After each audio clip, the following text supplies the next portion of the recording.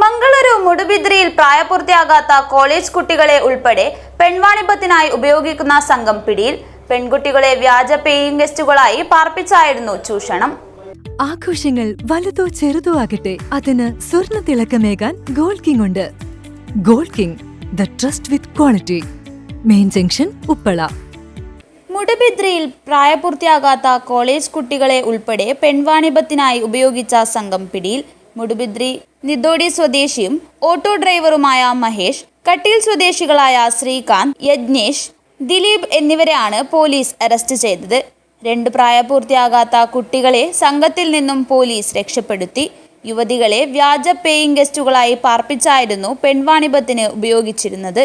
ദക്ഷിണ കന്നഡ ജില്ലയിലെ മുടുബിദ്രി താലൂക്കിലെ നിദോടിയിലാണ് സംഭവം.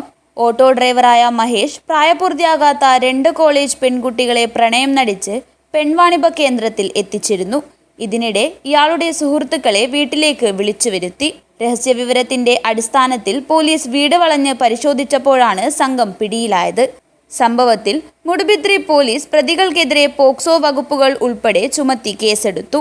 അടുത്തിടെ മൈസൂർ താലൂക്കിലെ ദാസനക്കൊപ്പലിൽ അനധികൃതമായി പ്രവർത്തിച്ചിരുന്ന ഒരു ഹൈടെക് പെൺവാണിഭ കേന്ദ്രം പോലീസ് റെയ്ഡ് ചെയ്യുകയും 6 പ്രതികളെ അറസ്റ്റ് ചെയ്യുകയും ചെയ്തിരുന്നു. News bureau, Mangaluru.